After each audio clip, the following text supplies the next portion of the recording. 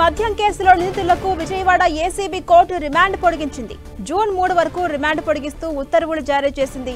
గతంలో విధించిన రిమాండ్ గడువు ఇవాళ్టితో ముగియడంతో వారికి సిఐడి అధికారులు కోర్టులో హాజరుపరిచారు. విచారణ చేపట్టిన న్యాయస్థానం రిమాండ్ను పొడిగించింది. నిందితులు రాజ్ కసిరెడ్డి, గోవిందప్ప, బాలాజీ, చాణక్య, దిలీప్, సజ్జల శ్రీధర్ రెడ్డి, ధనుంజయ రెడ్డి, కృష్ణమోహన్ రెడ్డి విజయవాడలోని జిల్లా జైలుకెళ్లారు. ఏపీ మద్యం కేసులో నిందితులకు విజయవాడ ఏసీబీ కోర్టు రిమాండ్ను పొడిగించింది. ఆ బ్రేకింగ్ మనం చూస్తున్నాం. జూన్ 3 వరకు వారికి రిమాండ్ పొడిగిస్తూ ఉత్తర్వులు జారీ చేసింది. ఇక గతంలో విధించిన రిమాండ్ గడువు ఇవాళ్టితో ముగిసిపోయింది. ఈ నేపథ్యంలో సిఐడి అధికారులు వారిని కోర్టులో హాజరుపరిచారు. విచారణ చేపట్టిన న్యాయస్థానం రిమాండ్ను పొడిగించింది. నిందితులు రాజ్ కసిరెడ్డి, గోవిందప్ప, బాలాజీ, చాణక్య, దిలీప్, సజ్జల శ్రీధర్ రెడ్డి, ధనుంజయ రెడ్డి, కృష్ణమోహన్ రెడ్డి విజయవాడలోని జిల్లా జైలులో ఉన్నారు.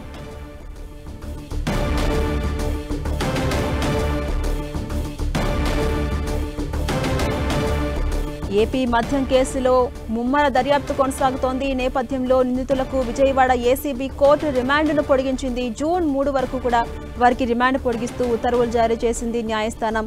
గతంలో విధించిన రిమాండ్ గడువు ఇవాళ్టితో ముగిసిపోయిన నేపథ్యంలో సిఐడి అధికారులు వారిని కోర్టులో హాజరుపరిచారు. ఇక విచారణ చేపట్టిన న్యాయస్థానం రిమాండ్ను పొడిగించింది. నిందితులు రాజ్ కసిరెడ్డి, గోవిందప్ప, బాలాజీ, చాణక్య, దిలీప్, సజ్జల శ్రీధర్ రెడ్డి, ధనుంజయ రెడ్డి, కృష్ణమోహన్ రెడ్డి ఇప్పటికే విజయవాడలోని జిల్లా జైల్లో ఉన్నారు. ఈ నేపథ్యంలో వారి రిమాండ్ గడువును పొడిగించింది న్యాయస్థానం. ఈ నేపథ్యంలో ఉత్తర్వులు జారీ చేసింది.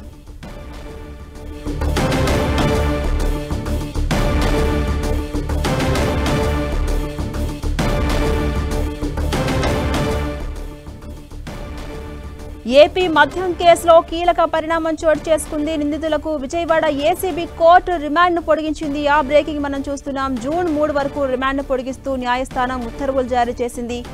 గతంలో విధించిన రిమాండ్ గడువు ఇవాళ్టితో ముగిసిపోయింది. ఈ నేపథ్యంలో సిఐడి అధికారులు వారిని కోర్టులో హాజరుపరిచారు. విచారణ చేపట్టిన న్యాయస్థానం రిమాండ్ను పొడిగిస్తూ ఉత్తర్వులు జారీ చేసింది. ప్రస్తుతం మనం చూడొచ్చు. నిందితులు రాజ్ కసిరెడ్డి కావచ్చు, గోవిందప్ప, బాలాజీ, చాణక్య, దిలీప్, సజ్జల శ్రీధర్ రెడ్డి, ధనుంజయ రెడ్డి అలాగే కృష్ణమోహన్ రెడ్డి విజయవాడలోని జిల్లా జైల్లో ఉన్నారు. వారికి రిమాండ్ను జూన్ 3 వరకు పొడిగిస్తూ ఉత్తర్వులు జారీ చేసింది న్యాయస్థానం.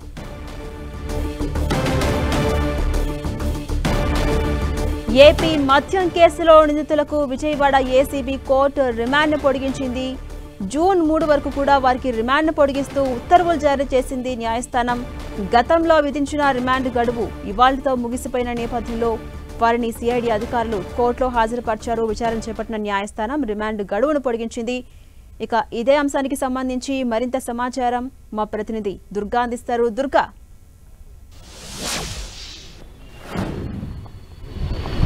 ఏపీ లిక్కర్ కేసుకు సంబంధించి నిందితులు ఎవరైతే 7 నిందితుల్ని కూడా కొద్దిసేపటి క్రితమే సిఐడి కోర్టులో సిట్ అధికారులు ప్రవేశపెట్టారు. రిమాండ్ అనేది పూర్తవుతుంది కాబట్టి రిమాండ్ కు సంబంధించినటువంటి డెసిషన్ జడ్జి తీసుకున్నారు. వచ్చే నెల అంటే జూన్ 3వ తేదీ వరకు రిమాండ్ పొడిగిస్తూ సిఐడి కోర్టు నిర్ణయం తీసుకుంది. దీనికి సంబంధించినటువంటి ఆదేశాలు కూడా ఇవ్వడం జరిగింది. అయితే 7 నిందితుల్ని కూడా ఒకటేసారి ప్రవేశపెట్టాలంటూ కూడా గతంలోనే సిఐడి కోర్టు ఆదేశాలు ఇచ్చినటువంటి నేపథ్యంలో ఈ రోజు జిల్లా జైలు నుంచి 7 ఒకేసారి సిఐడి కోర్టుకి సిట్ పోలీసులు తీసుకురావడం జరిగింది. జడ్జి ముందు కూడా ప్రవేశపెట్టారు. అయితే ఈ కేసుకు సంబంధించి ఫర్దర్ ఇన్వెస్టిగేషన్ కావాలంటూ కూడా కస్టడీ పిటిషన్ ఆల్రెడీ ఇప్పటికే సిట్ అధికారులు దాఖలు చేశారు. దానికి సంబంధించినటువంటి విచారణ అనేది రేపు జరగబోతుంది. రేపు సిఐడి కోర్టులో సిట్కి సంబంధించినటువంటి వేసినటువంటి ఏదైతే సంబంధించి విచారించిన తర్వాత దానిపైన కూడా నిర్ణయం తీసుకునే అవకాశాలు కనిపిస్తున్నాయి. ఎందుకంటే ఈ కేసుకు సంబంధించి ఫర్దర్ గా ముందుకు వెళ్లాలంటే రాజ్ కేసిరెడ్డితో పాటు ధనుంజయ రెడ్డి అలాగే కృష్ణమోహన్ రెడ్డి ఇద్దరు ముగ్గురిని కలిపి విచారించాలంటూ కూడా ఇప్పటికే సిట్ అధికారులు నిర్ణయం తీసుకున్నారు. దానికి సంబంధించి అనుమతి కోరుతూ సిఐడి కోర్టులో పిటిషన్ కూడా వేశారు కాబట్టి దానికి సంబంధించినటువంటి వాదనలు రేపు జరుగుతాయి. మరొక పక్క ఇప్పటికే ఈ కేసుకు సంబంధించి బెయిల్ పిటిషన్ కూడా దాఖలు చేశారు.